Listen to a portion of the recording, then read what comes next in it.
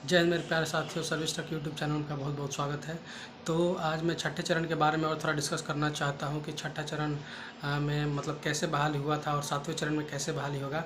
तो छठा चरण में बेसिक जो होता है नियोजन इकाई के थ्रू होता है। जाते हैं बिहार में 84 से 85 हज़ार नियोजन इकाई है और सभी जगह फार्म भरने का आपका अधिकार होता है।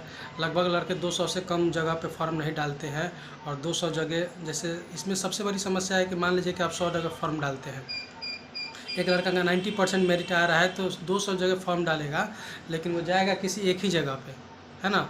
200 जगह डाला, 200 जगह उसका मेरिट बन जाएगा क्योंकि उसका स्कोर ज़्यादा है। अब जाएगा किसी एक जगह, तो एक जगह किसी जाएगा और 199 जगह उसका सीट वैकेंट रह जाएगा। ये सबसे बड़ी समस्या, और उस सीट पर दूसरा कोई लड़का नहीं जा सकता है। तो छठा चरण का जो प्रक्रिया था, यही इसमें सबसे बड़ा डिमेरिट था कि लड़के ऐसे ही बच जाते थे, बहाली नहीं होता था और सीट सारा भी वैकेंट हो जाता था। लगभग 94 हज़ार वैकेंसी आया था जिसमें 45 से 47 हज़ार सीट भरा, बाकी सीट खाली रह गया। तो ये डिसेंट्रलाइज का तरीका है, नियोजन इकाई के थ्रू से बहाली होगा तो ऐसे ही होगा। और लड़के जहाँ तक 68 में मेरा जानकारी है कि मेरे रेंज में 67-68% वाले का भी नहीं हो पाया था, लेकिन 62-63% वाले का लड़का का भी हुआ है। ये लक बाई चांस के अनुसार। मान लीजिए जिस जगह आप जाते हैं मतलब काउंसलिंग कराने, वहाँ पर अधिक लड़के पहुँच जाते हैं तो वहाँ आपका सिलेक्शन नहीं होता है, और किसी ऐसे जगह चले जाते हैं जहाँ पे लड़के का भीड़ नहीं है तो वहाँ पे उसका मेरिट बन जाता है। तो ये इसमें किस्मत पर भी थोड़ा डिपेंड करता है। छठा चरण जो नियोजन इकाई प्रक्रिया से जो बहाली होता है, लेकिन सातवां चरण में सेंट्रलाइज बहाली होगा। तो सेंट्रलाइज बहाली होने से होता है क्या है कि जो भी सीट वैकेंट रह जाएगा उस सीट पे दूसरे किसी को मतलब अधिकार दिया जाएगा कि उस सीट पर दूसरा कोई जा सकता है। सबसे बड़ी फ़ायदा ये है। इससे होगा क्या कि सीट जो वैकेंट रहता था वो वैकेंट रहेगा नहीं, सभी लड़कों का सिलेक्शन हो जाएगा आराम से।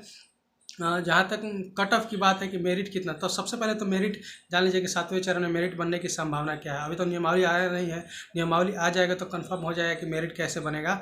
अभी तक जहाँ तक सूचना मिल रहा है कि मेरिट बनने का प्रावधान एकेडमिक भी जोड़ा जाएगा और सीटेट और बीटेट में जो मार्क्स लाया है उसको भी जोड़ा जाएगा। जैसे कि 60 और 40 का रेशियो है, जैसे सीटेट और बीटेट में लाते हैं तो उसका 60%, और जो एकेडमिक मार्क्स जो है जैसे मैट्रिक हो गया, इंटर हो गया, उसके बाद डीएलएड बीएड हो गया, इसका 40% मार्क्स को जोड़कर और डिवाइड किया जाएगा और उसी से आपका मेरिट निर्धारित होगा। जैसे कि मान लीजिए कि आप मैट्रिक, इंटर और डीएलएड में आप 60% मार्क्स लाते हैं, है ना। तो 60% मार्क्स लाते हैं तो उस सभी का 40%, मान लीजिए 60% का 40 कितना हो जाएगा, तो 6 का 24 नंबर।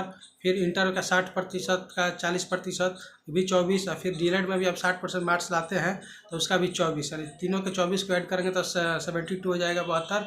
और 72 का जितना को जोड़िएगा, जो मैट्रिक, इंटर और डीएलएड 3 को हुआ एकेडमिक आपका, तो तीनों को जोड़कर 3 से भाग दीजिएगा तो 72 में 3 से भाग दीजिएगा तो 24, इतना आया 24। एकेडमिक का कितना आ गया, 24।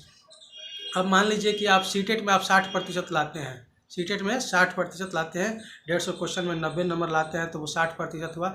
अब वो 60% का 60% निकाल लीजिए, तो 90 का कितना, 60 का 60% जोड़िएगा तो कितना हो जाएगा आपका, तो 6 जाएगा 36 हो जाएगा, और 36 को 24 में जोड़ दीजिए, तो 36 को 24 में जोड़िएगा तो कितना हो जाएगा, 56 और 4 60 हो जाएगा। इस प्रकार 60% आपका मेरिट बनेगा।